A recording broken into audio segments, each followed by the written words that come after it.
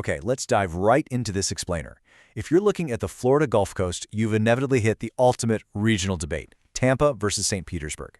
Now, on the surface, they sit just across the bay from one another, sharing that exact same beautiful Florida sunshine. But when you really dig in, the data reveals that they offer completely distinct real estate environments, economic engines, and daily rhythms. Today, we're going to impartially contrast these two cities, using hard demographic and housing data to show you exactly what it means to live, work, and buy a home in either location. We're going to start by hooking right into the most jarring demographic contrast between the two.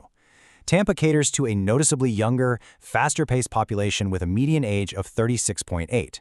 Just across the water, St. Petersburg offers a much more established lifestyle, with a median age of 44.5. Now you might be thinking, so what? Well, this nearly 8-year age gap isn't just a fun trivia fact. It fundamentally dictates the housing stock, the way residents spend their money, and the entire vibe of each city. Section 1. A Tale of Two Cities.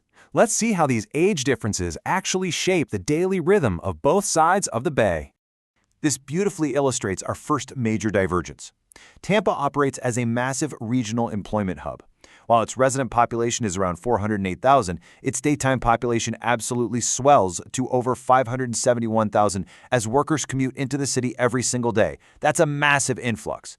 Contrast that with St. Petersburg. It has a resident population of about 263,000, and its daytime population only bumps up to 271,000.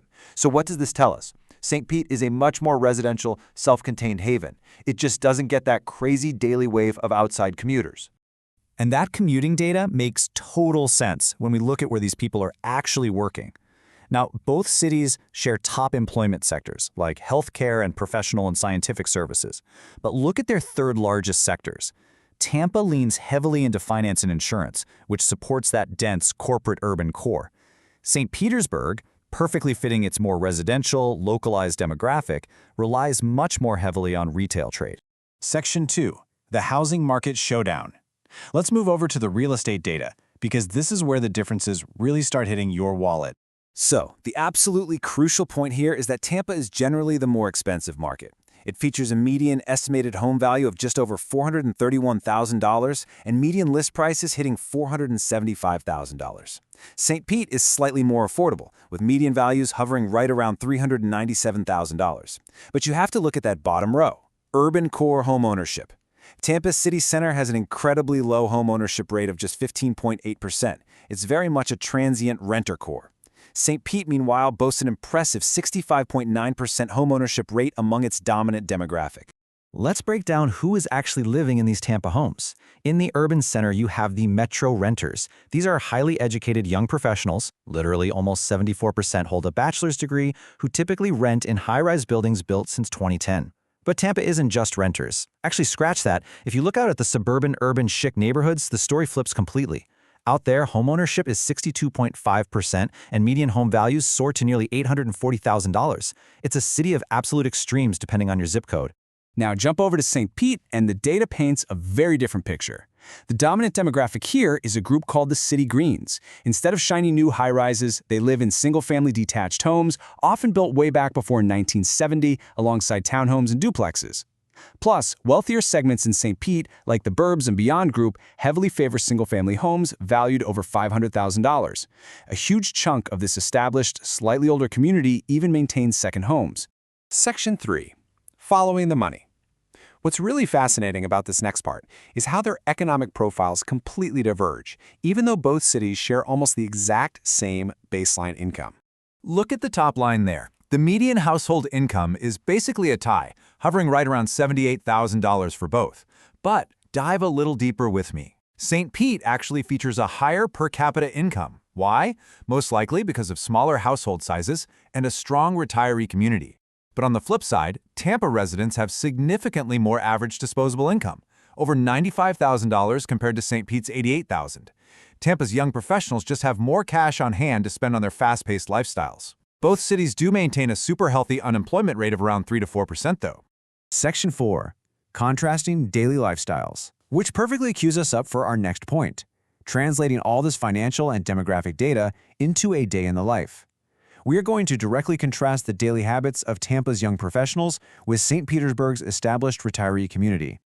Imagine the contrast for a second. On one hand, you have the Metro renter in Tampa. They're heavily utilizing social media, probably working a corporate finance job downtown, and commuting among hundreds of thousands of people. Then you have the City Green, or established retiree over in St. Pete. They might be working from home, deeply engaging with environmental causes, and living in a charming, older, mid-century house. The source data literally tracks how these groups spend that disposable income on a Friday night. Tampa's young, urban population, they're frequently shopping at specialty organic grocery stores. Their money goes toward active vacations, movies, bars, clubs, and they aggressively utilize credit card airline miles. St. Pete's community has vastly different priorities. They prefer fine dining, reading, volunteering in local elections, and pouring their money into major home remodeling projects. It's a completely different pace of life. Section 5. The Emotional Tradeoff. This brings us to the final decision matrix. Because look, real estate isn't just about data on a spreadsheet, it's about the reality of the daily grind. What do you actually sacrifice when you choose one city over the other? If you choose Tampa, you have to contend with this number, 218,337.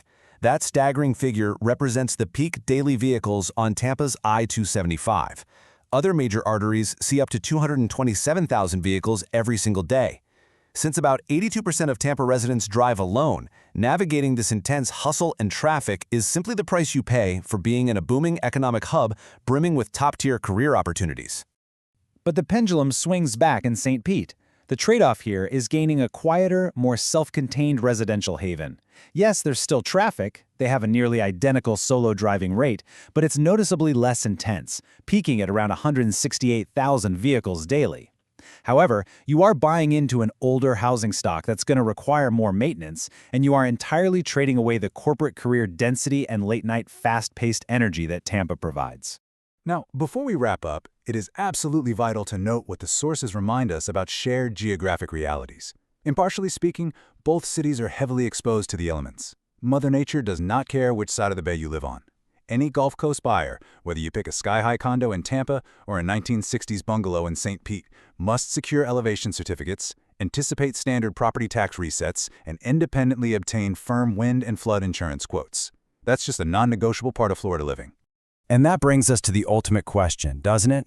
We've looked at the fast-paced, younger, rental-heavy corporate hub of Tampa and contrasted it with the established, home-ownership-driven, community-focused haven of St. Petersburg. Both have thriving economies. Both have beautiful weather, but they have entirely different souls. So we'll leave you to ponder, which of these distinct real estate environments actually aligns with your own daily habits and financial goals? Thanks so much for joining me for this explainer, and keep learning.